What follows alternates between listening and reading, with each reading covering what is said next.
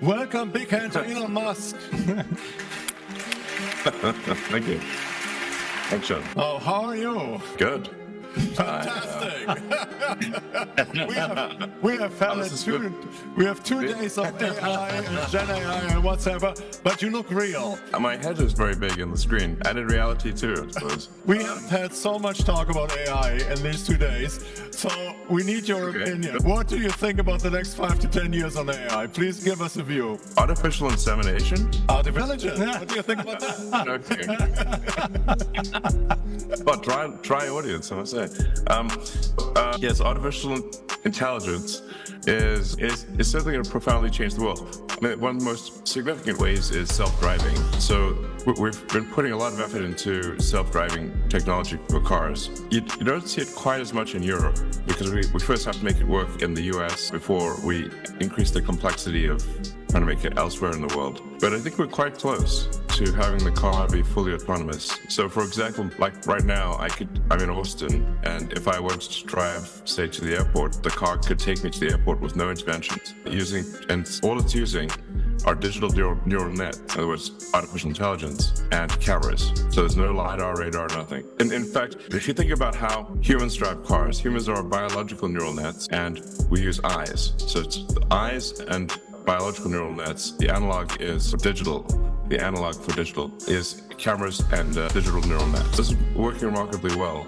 But it has been quite difficult to do this because it turns out that in order for this to work, the car has to really be quite fully intelligent. Really, as a subset, for example, it has to learn how to read everything and how to assess intention among drivers and pedestrians. So you end up creating sort of a baby artificial general intelligence to solve this. But this will obviously be extremely profound. And obviously, I'm talking about automotive here. I'll get into the broader question in a minute. But the average use of a passenger vehicle is only about 10 hours per week out of 100 hours. At the point at which it is autonomous, I think you would see probably a third of the hours being used because it would be like a taxi.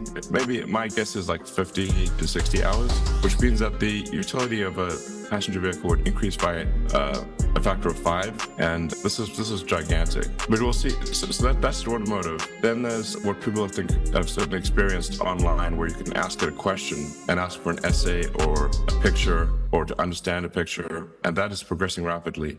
What I'm seeing in terms of AI compute is I've never seen any technology advance faster than this. The artificial intelligence compute coming online appears to be increasing by a factor of 10 every 6 months. Like, obviously that cannot continue at such a high rate for forever, or it will exceed the mass of the universe, but I've never seen anything like it. And this is why you see NVIDIA's market cap being so gigantic, because they currently have the best neural net chips. I mean, I think didn't NVIDIA's market cap exceed the GDP of Canada or something recently? Anyway, it was quite high. So, yeah. It may go higher, who knows? The chip rush is bigger than any gold rush that has ever existed. So, and then there will also be robots, like humanoid robots, not just sort of industrial robots we're of course familiar with. You use industrial robots, we use industrial robots, everyone does. But they're programmed explicitly, and they don't walk around. But Tesla, for example, with the Optimus program, is making a humanoid robot that is capable of doing almost anything a human can do. I mean, I just hope the robots are nice to us, you know? We hope so too, Elon, that the robots will be nice to us. And maybe, let's say, in this regard, because you are working on what can we expect of, let's say, support which is going to come, maybe also a little bit with regard to production, because in the Bosch Connected World we were also discussing application of AI, Gen AI, into production in order to boost productivity. Maybe a couple of thoughts on this one too.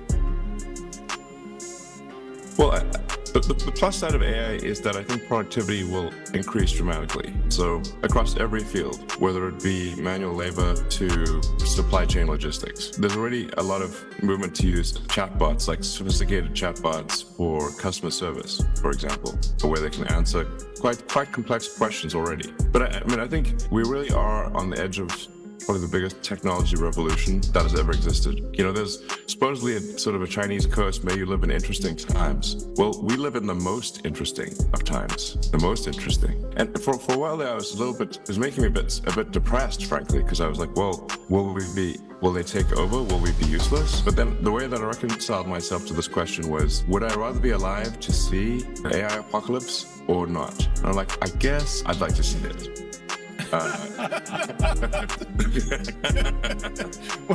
You know, that's a good thought. It's going to be boring. That's a good thought, because you mentioned it every 6 months. That's an exponential curve, right? Exponential curves are beautiful, but there's kind of a question: where does it ever end, right? Do you see any end yet, or will it go on for 3, 4, 5 years like this? Because then we talk 100-folds, right? 1,000-folds of time. Yeah, that's why I said obviously. You can't grow at that rate without quickly exceeding the mass of the universe. So clearly, it's going to hit some constraints. The constraints that AI compute are very predictable. I've actually predicted this over a year ago. So over a year ago, the shortage was chips, neural net chips. Then it was very easy to predict that the next shortage will be voltage step-down transformers. So you've got to feed the power to these things. So if you've got 100 to 300 kilovolts coming out of a utility, and it's got to step all the way down to 0.6 volts, that's a lot of stepping down. So now we're in step down, and this is my not that funny joke, which is that they need transformers to run transformers, because the AI is like, there's this thing called a transformer in AI. It's a neural, I don't know, it's a combination of sort of neural nets, and they're running out of transformers to run transformers. Then the next shortage will be electricity. So I think next year you'll see the electricity, that they just can't find enough electricity to run all the chips. I mean, during the chip crisis, we certainly all did have many contacts. Fortunately, we were able to master it together. Of course, we all would like to avoid a second chip crisis. But with regard to your comment on power demand, we all know today vehicles have 3 to 4 kilowatt power demand for the peripherals. But this is continuously going up, and Tesla has recently launched the Cybertruck, which I believe is mostly coming with 48 volt. Do you see this as a, let's say, further disruption of automotive industry, another technology change within automotive? Yeah, I think, the automotive industry has been living with 12 volts for a very long time, a century roughly. I think it started off as 6 volts, and then they needed a more powerful starter motor, and then they doubled it to 12 volts, although it's actually more like 13.7 volts. You're right, absolutely. Yeah, and the bus voltage actually varies a lot for those, since there's probably some electrical engineers in the audience. It's like 12 volts is a very rough approximation, but it's really kind of a arbitrary low voltage. And if you look at, say, power Ethernet, it's running at 50 volts or roughly 48 volts. And we set it at 48 volts because anything really above that, you start to run into regulatory concerns. And power Ethernet is, like I said, roughly at that level. But the advantage of obviously quadrupling the voltage is that you can substantially reduce how much copper or conductor is used in the car. So you can use very small copper wires for, it's roughly a quarter, not exactly a quarter, but roughly a quarter as much copper is needed for 48 volts as for 12. So I think it's a logical move. That's really the next step for the low voltage architecture for the car. I think ultimately long-term all cars will be 48. It's interesting that many people love electric vehicles and want to have them, but some are harmed by a missing infrastructure. That would be the same actually as the thing. We will have lots of chips ready, but we will not have the power to operate them. There's a race between infrastructure and technology right now. And you're also certain technology may win, which is a problem, because actually infrastructure should win. We should have all the infrastructure we need. Is that correct? Yeah. Are you talking about like sort of charging infrastructure for cars and that kind of thing? Well, the reason Tesla developed the sort of global supercharger network was specifically to address that point, the point you're making, which is people need to be comfortable that they can travel long distances and charge their car wherever they go. Unfortunately, electricity is almost everywhere, and so it's not all that rare unless you're really far out in the countryside or something. So yeah, you need the charging infrastructure and the electricity to charge electric cars. In fact, the simultaneous growth of electric cars and AI, both of which need electricity, both of which need voltage transformers, actually I think is creating a tremendous demand for electrical equipment and for electrical power generation. Maybe one more question, Elon, with regard to new vehicle designs coming to the market. Of course, you cannot share with us confidential secrets, but anyways, what are the things you believe, let's say, we will see over the next years in the market?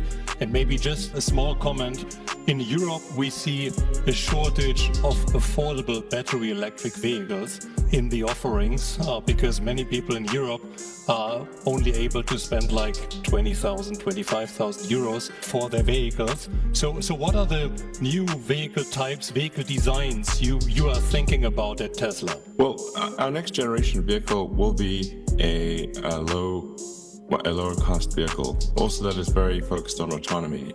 Like I said, we really are getting to the point where the car can drive itself well.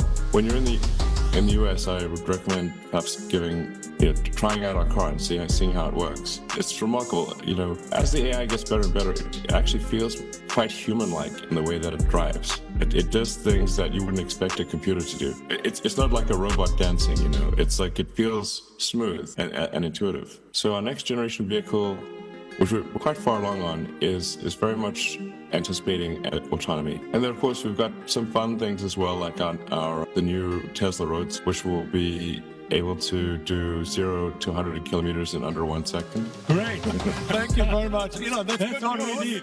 That's good news. There's some fun stuff too, That's the dessert. That's the cherry on the cake. But it's fun. You're going to have fun stuff too.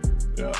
Right. No, that's very good news, because in the end, there's a lot of people here in the room that's still on the list to buy an electric vehicle, and you just announced something which they probably want to buy.